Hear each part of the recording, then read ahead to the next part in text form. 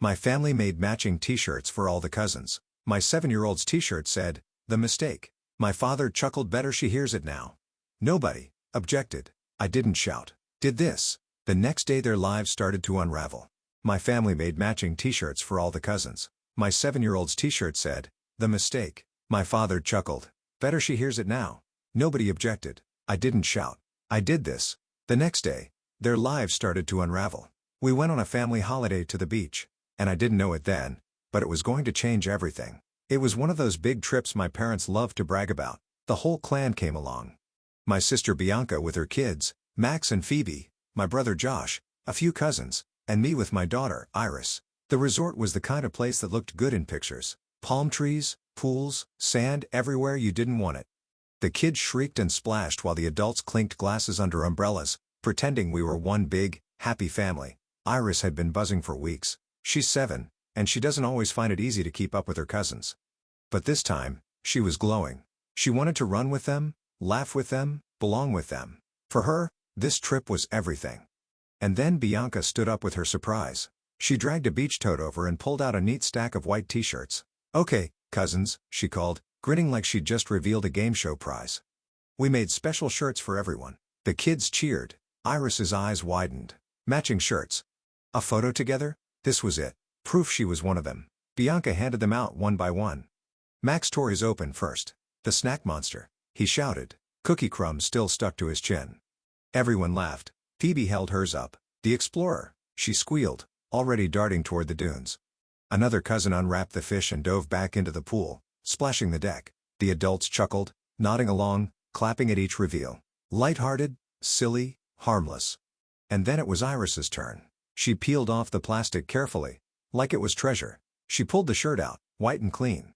Before she could even read it, Max snorted and blurted, "Look, the mistake." Phoebe cackled, doubling over. A few cousins joined in, their laughter sharp and bright against the sound of waves. Iris stared at the letters, bold and black across the fabric. She held it up with trembling hands, her face collapsing as the word sank in. Silence spread, and then my father chuckled. "Better she hears it now." Nobody objected. Not Bianca, still smirking. Not my mother, who sipped her drink like she hadn't heard. Not Josh, eyes down on his phone. Not one of them. Iris hugged the shirt against her chest as if she could smother it, but her cheeks burned red. The sparkle she'd carried all week drained out of her. She looked at me, eyes wide, and I knew this moment would brand her if I let it. I wanted to tear that shirt in half. I wanted to shove it back into Bianca's smug hands and watch her choke on it, but all I heard in my head was one bitter line. Apparently cruelty came free with the cocktails. Iris's lip quivered. A sound rose in her throat, but she swallowed it down. She didn't even have words for the hurt. That was my breaking point. I stood. My chair screeched against the tiles, loud enough to snap heads around. I reached for Iris's hand, small, shaking, but mine to protect. "We're leaving," I said.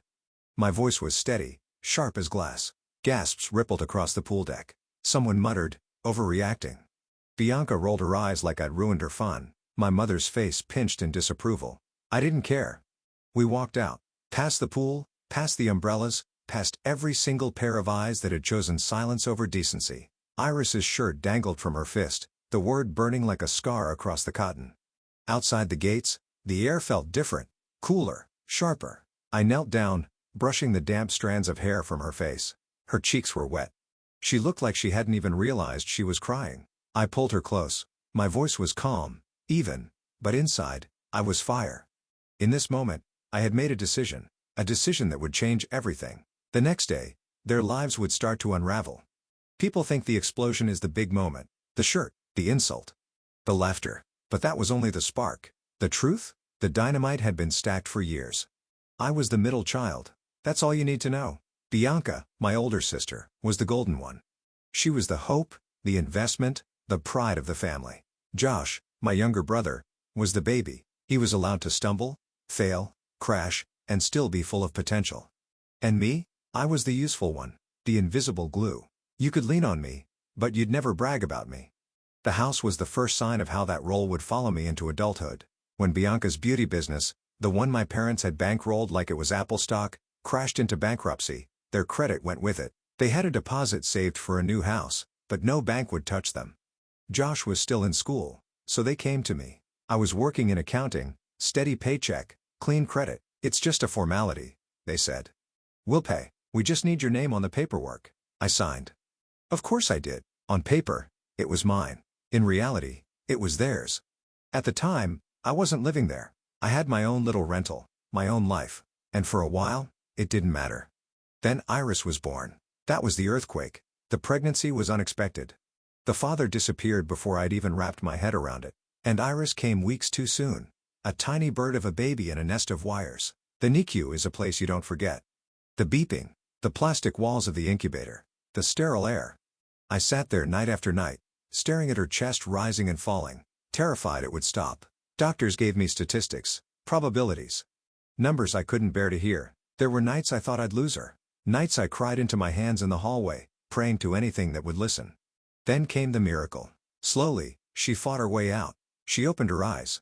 She gripped my finger with a hand so small it barely wrapped around my nail. She learned to breathe. When she finally came home, she carried one scar. A minor hearing loss. A small aid tucked behind her ear. Otherwise, she was whole. But here's the part that gnawed at my parents. The bills. Insurance didn't cover everything. I drained my savings. I took out a loan. Every cent I had went into keeping my daughter alive.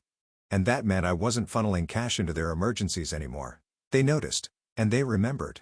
Even years later, they'd bring it up. All your money went there, my mother would say, like saving Iris had been a foolish expense. And then, for a moment, they fooled me.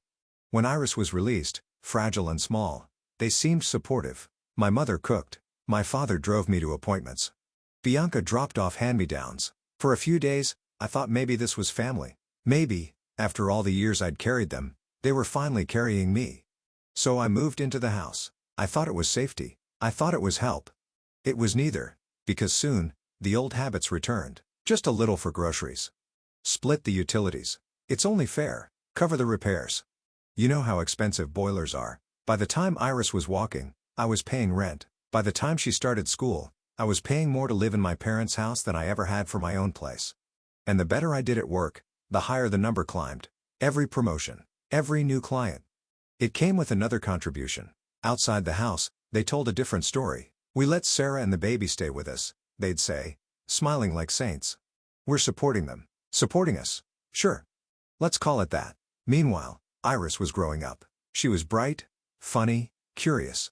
But the dynamic I'd known all my life started creeping over her. Bianca's kids were geniuses for remembering to flush. Iris, she had to climb mountains to get half the recognition. It was in the little things. The way she was excluded from games. The way her hearing aid became a joke. The way silence filled the room when she looked for approval. I saw it, the old role being handed down. The scapegoat script sliding onto my daughter's shoulders. 7 years like that. Me paying. Her shrinking. Our world rearranging itself around everyone else's comfort. Then came the holiday. The pool. The shirts. The mistake. That wasn't the explosion. That was the spark that reached the fuse. That was the moment something in me cracked. Not quietly this time, but loud enough that nothing would ever be the same again. The car ride home was silent. Not the peaceful kind of silence, but the kind that buzzes in your ears like an alarm you can't switch off. Iris sat in the back, staring out the window, clutching that awful white shirt in her lap. I kept glancing at her in the mirror, hoping she'd cry, or shout, or say anything. She didn't, and somehow, that was worse. When we pulled into the driveway, she finally spoke. Just one line. Mom. Can we just stay in our room tonight? Our room. My daughter was 7, and she already thought of that cramped corner of the house as a place to hide. I wanted to tell her the truth. That nothing about this house had ever really been ours. Not the deed. Not the space. Not even the air we breathed. But she didn't need that. Not tonight. So I nodded, kissed her forehead, and tucked her in. Then I went downstairs and sat at the kitchen table, staring at the bills, the receipts, the paper trail of a life I'd been paying for while they pretended they were supporting me. And that's when it hit me. I was done. Done with being the quiet one, the invisible one. The one they could bleed dry while telling the world I should be grateful. This was my house, my name on the deed. My proof in black and white, stacked high in that folder on the table. Tomorrow, I'd stop living like a guest in my own home. Tomorrow, they'd finally see who really held the keys. The next morning, I carried that folder into a lawyer's office. He flipped through page after page, his expression darkening. This is a lot. He said finally. Try surviving it, I told him. He looked up. Whose name is on the deed? Mine. Then it's your house, he said flatly. You can evict them. It was that simple. Years of silence shattered in one conversation. That evening, the kitchen was set like a stage. My lawyer sat beside me, the eviction notice folded neatly in front of him. I kept my hands flat on the table, heart pounding so loud I thought it might shake the glasses in the cupboard. The front door opened. My parents stepped in, dragging their suitcases behind them, still smelling of sunscreen and sea air. My mother's voice was bright with fake cheer. "We're home," she called out. Then she stopped, blinking at the sight of me and a stranger sitting at the kitchen table. "What's this?" she asked, frowning. The lawyer stood smoothly. "Mr. and Mrs. Bennett, my name is," he said, introducing himself as he slid the papers across the table. "You're being served. This is a 30-day eviction notice." My parents didn't understand at first. They exchanged a quick glance, confusion, not fear. My dad dropped the suitcases and frowned. "What's going on?" "You're back early," I said quietly. "Good. What's this?" my mom asked, setting the bag on the counter. "Who's he?" The lawyer cleared his throat. "Mr. and Mrs. Bennett, my name is Paul Henderson. I'm here on behalf of your daughter." Their faces stiffened. My dad's jaw tightened.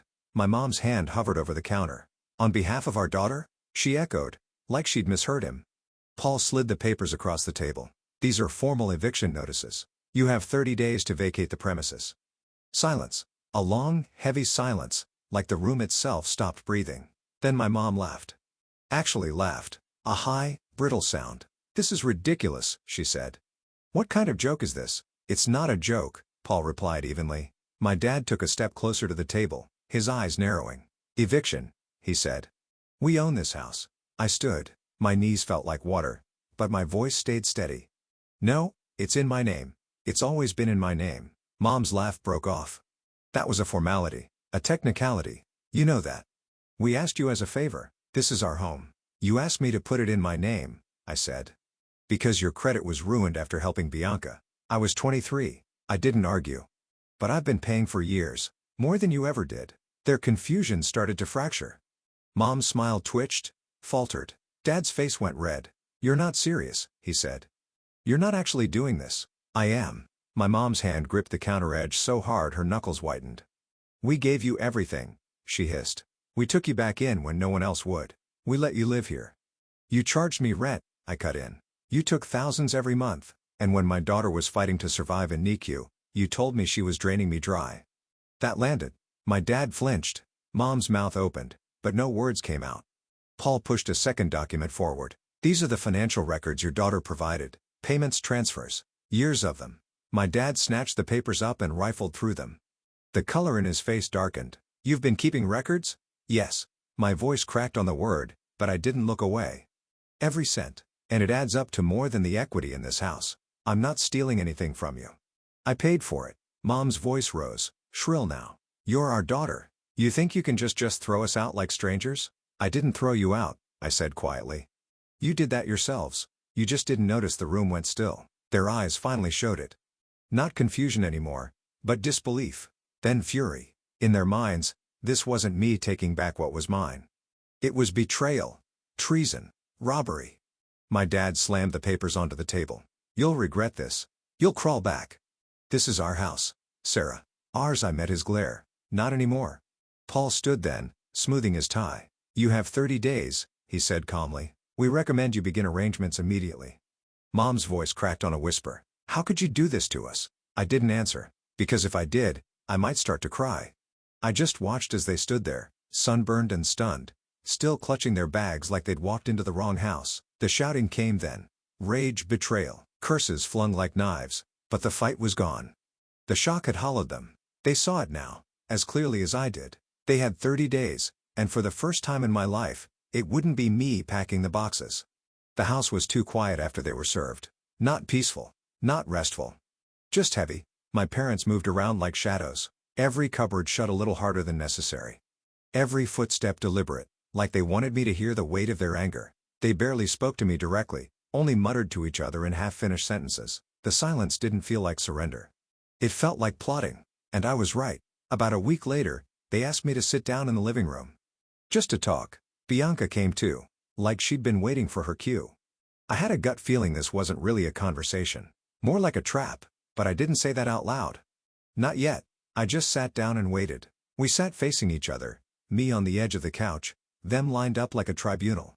My mother folded her arms, Bianca smirked like a cat who'd swallowed a canary, and my father leaned forward with that rehearsed look of disappointment that had been my lullaby growing up. My mom started it. Sarah, you can't go through with this eviction. It's cruel. It's wrong. You'll regret it. I didn't answer. I just let them talk. My father picked it up. If you insist on stealing from us, then we'll have no choice but to tell the truth about you. Truth? I raised an eyebrow. Dry humor. My armor. That'll be new. Bianca leaned in. We'll go to CPS. There it was. We'll tell them how you drink, my mother added quickly. We'll show them the videos. It took me a second to realize what she meant. The clip from a barbecue last summer. I'd had a single glass of wine while Iris played with her cousins. That was their evidence. And we'll testify, Bianca said smoothly. 3 witnesses. Independent. We'll say you leave her alone, that she's neglected, that you scream at her, that she comes to school with bruises. Lies, I said flatly. Testimony, my father corrected. His eyes were cold. Do you really think they'll believe you over us? 3 adults, family, united. For a moment, the room tilted. The air felt thick, like I was breathing through cotton. I looked at their faces, my parents, my sister, and realized they weren't bluffing. They meant it. They would burn me to the ground if I didn't roll over. But I didn't flinch. I didn't argue. I just stood up. We're done here.